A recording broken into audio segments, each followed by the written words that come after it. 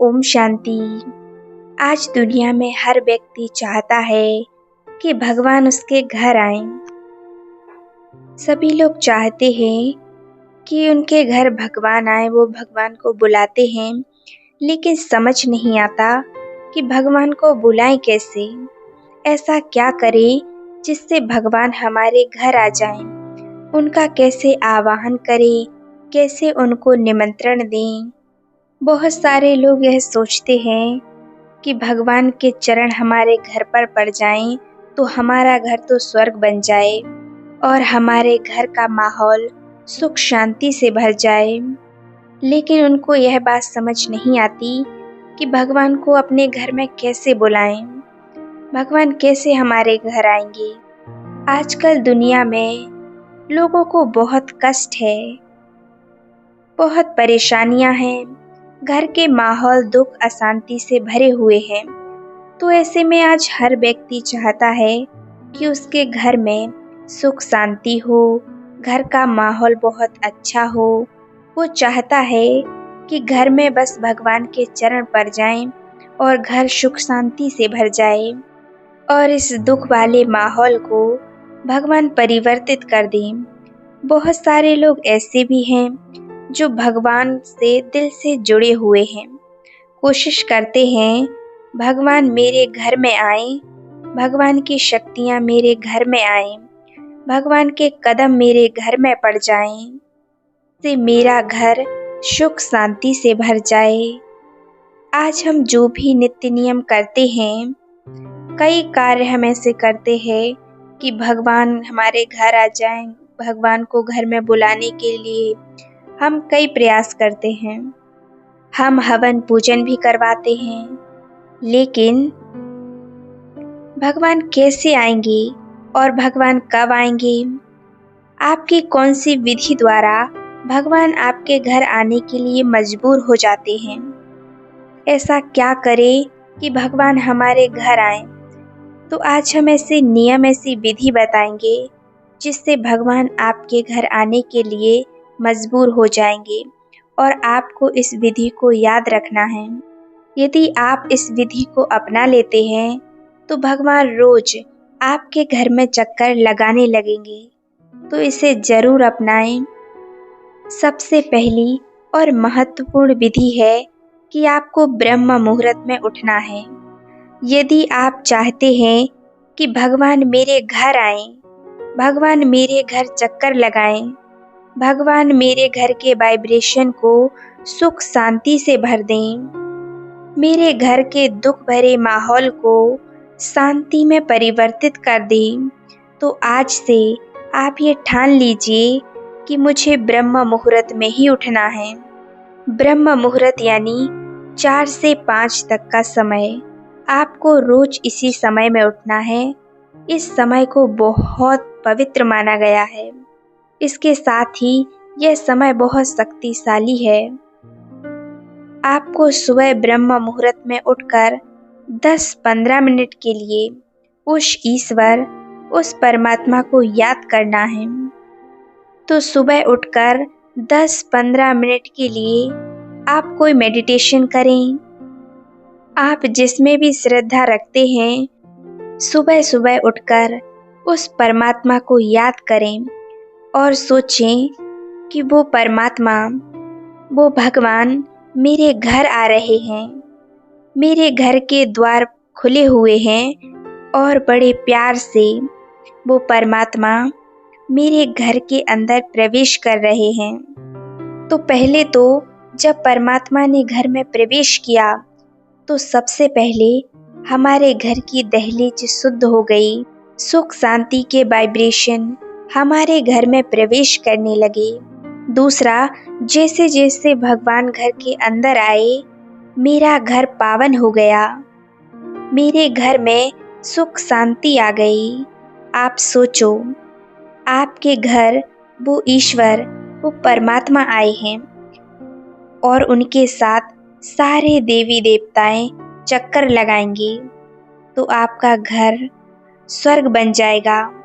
और हम सब यही चाहते हैं कि हमारा घर स्वर्ग बने और सुख शांति से भरपूर बने। जब आप भगवान का आह्वान करेंगे, उनको निमंत्रण देंगे, तो भगवान आपके घर कब आएंगे? भगवान आपके घर चक्कर कब लगाएंगे? तो वो ब्रह्म मुहूर्त में। लेकिन आजकल हम लोग क्या समझते हैं कि अरे, कई लोग बोलते हैं कि हमें तो सुबह सुबह बहुत अच्छी नींद आती है, उठा ही नहीं जाता है सुबह सुबह, तो सुबह बहुत मीठी गहरी नींद आती है। फिर कई लोग सोच लेते हैं कि कौन उठे। तो देखिए, भगवान आपके त्याग और तपस्या को देखता है। आज का समय, आज की स्थिति ऐसी हो चुकी है, गांव में आप देखते हैं, वहाँ तो फिर भी ठीक है, लोग बहुत जल्दी उठ जाते हैं, काम काज करने लगते हैं। लेकिन आज आप शहरों में देखें तो लोग 9-9 10-10 बजे तक सोते ही रहते हैं।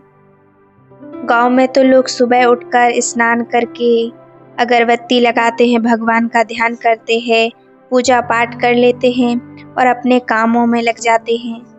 लेकिन शहरों में आप देखें, सिटी में, बड़े बड़े शहरों में, बड़े बड़े घरों में लोग 11-12 बजे उठते हैं। तो आप सोचिए, क्या ऐसे घर में भगवान आएंगे? और उस घर के वाइब्रेशन कैसे होंगे? आसुरी वाइब्रेशन तो आप वैसे ही फैला रहे हैं। ना कोई समय है, ना कोई मर्यादाएं हैं, कोई नियम नहीं, कब उठना है, कब सोना है। आप सोचिए, घर का वायुमंडल कैसा होगा? क्या उस घर में भगवान आएंगे? नहीं, क्योंकि उस घर का माहौल ही अशुद्ध बना पड़ा है, वहाँ के वाइब्रेशन ही शुद्ध नहीं है। पूरे घर में निगेटिविटी फैली हुई है, आलस फैला हुआ है, कोई नियम नहीं, कोई मर्यादा नहीं, सब कुछ समाप्त हो जाती है। तो आप खुद सोचिए, क्या उस घर में भगवान आएंगे? उस घर में सुख शांति होगी? नहीं होगी। इसी माहौल की वजह से घर में अशांति फैली रहती है, तरह तरह की बीमारियां आती हैं, लड़ाई झगड़े होते हैं, घर का माहौल पूरी तरह से खराब हो जाता है।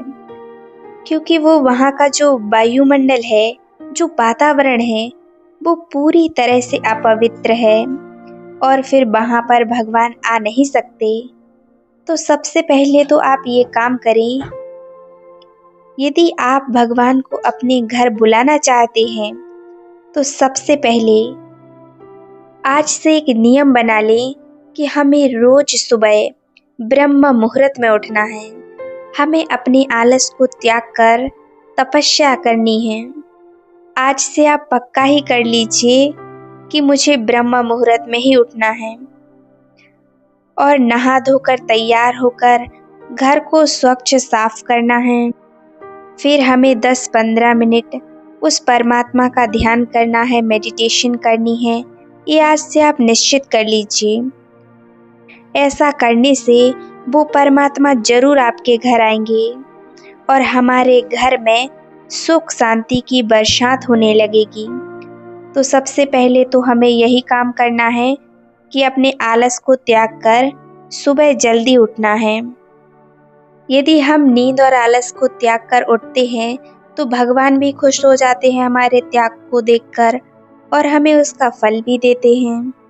फिर हमारा निमंत्रण स्वीकार कर वो हमारे घर आते हैं। सुबह सुबह उठकर आप भगवान को बुलाओ कि हे प्रभु, आप मेरे घर आ जाओ। मैं आपका लाडला बच्चा बड़े प्यार से आपका आह्वान कर रहा हूँ। आप हमारे घर में आ जाओ और इस घर के माहौल को सुख शांति से भर दो। घर की निगेटिविटी को समाप्त कर इस घर के वाइब्रेशन को पॉजिटिव एनर्जी से भर दो। फिर आप देखना कैसे वो भगवान आके आपके घर के माहौल को सुख शांति से भरते हैं। आप खुद उस परिवर्तन को देखना, कैसे आपके घर में सुख शांति आने लगेगी। क्योंकि जब हम दिल से उस भगवान को पुकारते हैं, तो वो भी बंध जाता है आने के लिए। वो भगवान जरूर आते हैं। लौकिक में भी आप लोग देखते ही होंगे, मंदिरों में सुबह जल्दी पूजा हो जाती है। कई भाई बहन जाते भी हैं, माताएं जाती हैं, भाई भी जाते हैं सुबह पूजा करने। लेकिन आप लोग अपने घर की पूजा कब कर रहे हैं? 11-12 बजे आप सोकर उठते हैं, तो आपके घर में भगवान नहीं आ सकते। घर का वातावरण ही अशुद्ध है।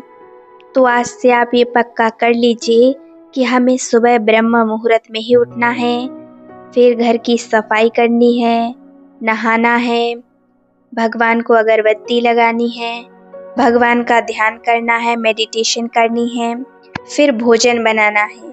और आप इस बात का विशेष ध्यान रखें कि आप जब भी भोजन बनाएं तो भोजन आपको भगवान की याद में ही बनाना है, क्योंकि भोजन का प्रभाव सीधे हमारे मन से होता है। इसीलिए शुद्ध संकल्पों के साथ उस परमात्मा की याद में हमें भोजन बनाना है। तब आपका घर और सभी आत्माएं सुख शांति से भरपूर रहेंगी और आपके घर में बना हुआ भोजन प्रसाद का रूप बन जाएगा। और अगला है नुमासाम योग। नुमासाम का वह समय जब सांझ को चारों ओर लालिमा छा जाती है, तो उस समय हम भगवान को याद करते हैं, उनको अपने घर बुलाते हैं, दीपक जलाते हैं। यह समय भी बहुत सुंदर है। इस समय पर भी भगवान हमारे घर चक्कर लगाते हैं। इस समय भी हमें मेडिटेशन करना है। आप 6 से 7 तक कर सकते हैं या 6:30 से 7:30 तक हम योग कर सकते हैं। ये समय भी आप पक्का कर लीजिए कि इस समय में भी हमें उस परमात्मा को याद करना है, क्योंकि इस समय भी वो परमात्मा हमारे घर आते हैं और हमें सर्व शक्तियों और सर्व वरदानों से भरपूर बनाते हैं। इससे हमारे जीवन में सुख शांति आती है, हमें सफलता मिलती है, हमारे घर के वाइब्रेशन शुद्ध पवित्र होते हैं, घर में शांति रहती है, लड़ाई झगड़े नहीं होते, घर का वातावरण बहुत शुद्ध होता है। इसीलिए आज से आप ये नियम अपनाएं और अपने घर को खुशियों से भरें।